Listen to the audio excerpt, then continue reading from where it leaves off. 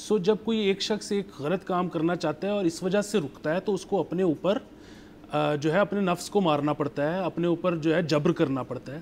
On the other hand جو بندہ جو آرٹ, کلچر, کرافٹس اس میں جڑا ہو نا, اس کو جو چیز روکتی ہے وہ یہ ہے کہ یار اس شخص پہ کیا گزرے گی,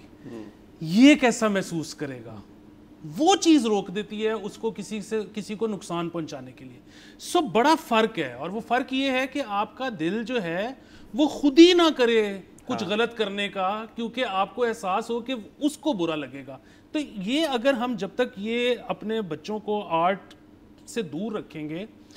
تو ان کی زندگی ہم آسان کرنے کے بجائے ایکچولی مشکل کر رہے ہیں. یا تو پھر ہم ان کو کہیں کہ جی ہیڈونسٹ ہو جاؤ اور جا کے مزے لو زندگی کے. اگر ہم نے ساتھ یہ بھی رکھنا ہے کہ نہیں تم نے اچھے کام بھی کرنے ہیں, تو پھر اس کو اچھے کاموں کو صرف جبر نہ بنائیں, اس کے اندر کوئی ایسی باریکی لے کے آئیں کہ اس کا دل ہی نہ کرے وہ کرنے کا.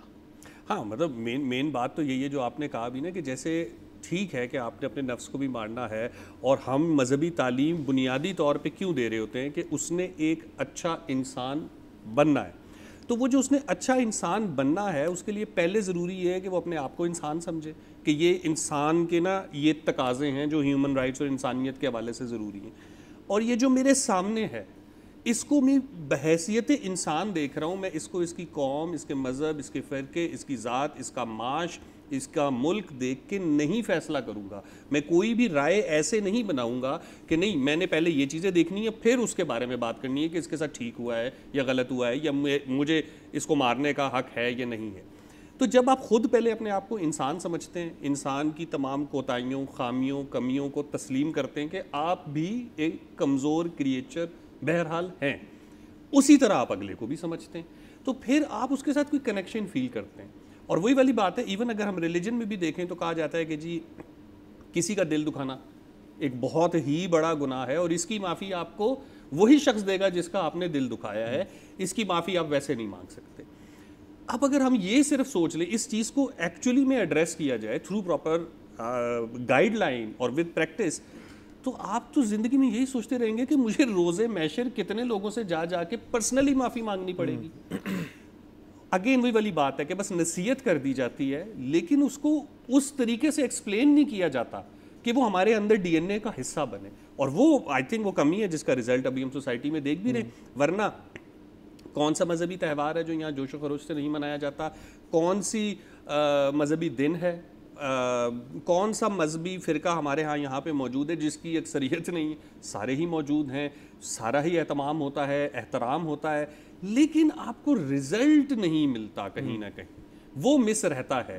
تو وہ ہمیں یہ سوچنا ہوگا کہ کہیں نہ کہیں یہ باتیں اب شاید صرف دکھاوے کی حد تک تو ہو گئی ہیں کہ بتانے کے لیے تو میں بتا دوں گا کہ الحمدللہ جی یہ ہیں اور یہ کرتے ہیں اور ایسے ہیں, لیکن وہ آپ کی ذات سے, آپ کے کردار سے, آپ کے افکار سے ظاہر نہیں ہو رہا. اور اس کی اگر آپ نے بہترین مثال دیکھنی ہے تو آپ ویسے ہی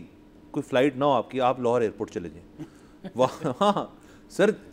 ڈپارچر کے وقت نہیں, ارائیول کے وقت آپ کو نا اس سارے کا اگر پریکٹیکل دیکھنا ہے آپ وہاں چلے جائیں. مطلب چھوٹی سی بات ہے, جو آپ باہر آ رہے ہوتے ہیں عموماً پورٹر شوٹر جو آ کہتے ہیں سر میں سامان رکھ دوں, کچھ لوگ رکھوا لیتے ہیں اور کچھ لوگ جو ہیں وہ کہتے ہیں نہیں. پھر ایک پورٹر ہوتا ہے جو جا کے خود ہی سامان رکھتے تھے اپنی اس کے اوپر. اب اس کے وہ والا پوائنٹ آ گیا کہ آپ نے اس پہ اب کیسے ری ایکٹ کرنا ہے, کہ آپ سوچ رہے ہیں کہ اس کی کیا کیا مجبوریاں ہوں گی جو یہ خود ہی سامان اٹھا کے رکھ رہا ہے, یا آپ نے بننا ہے بدماش. تو وہاں پہ آپ کو نظر آ جائے گا کہ ایک بندہ جو ہے اس کو کوئی آرٹ شارٹ کا ہے یا کوئی تمیز والی چیز ہے کہ یار چلو 200-300 روپے دینے پڑ جائیں گے, حد 500 دینے پڑ جائیں گے, لیکن وہ آپ کے لیے تو شاید کچھ نہیں, اس کے لیے بہت زیادہ ہے. لیکن دوسرا آپ کو یہ کہ آپ اس کو دھکے دینا شروع کر دیں. میں دونوں چیزیں دیکھ چکا ہوں سر, تو اس لیے اگر آپ نے یہ ساری چیز کی اگر مثال دیکھنی ہے نا کہیں, لاہور ایئرپورٹ سے زیادہ بہتر جگہ نہیں. پورٹر کی جو آپ نے بات کی نا, میں اپنے کچھ الفاظ واپس لے لیتا ہوں. نہیں بالکل ٹھیک ہے, اس نے آ کے سامان رکھنا شروع کر دیا, میں ایسے سوچوں گا کہ یار میں اس کی کچھ مدد کر دیتا ہوں. لیکن 100 میں سے 101 دفعہ یہ ہوا ہے کہ اس کو ایگزیکٹلی پتا ہے کہ میں کس فلائٹ سے آیا ہوں اور مجھے کتنے پیسے دینے چاہیے اور کس کرنسی میں دینے, وہ منہ بنا لیتے ہیں, وہ کہتے ہیں جی میں تو ڈالر ہی لیسا.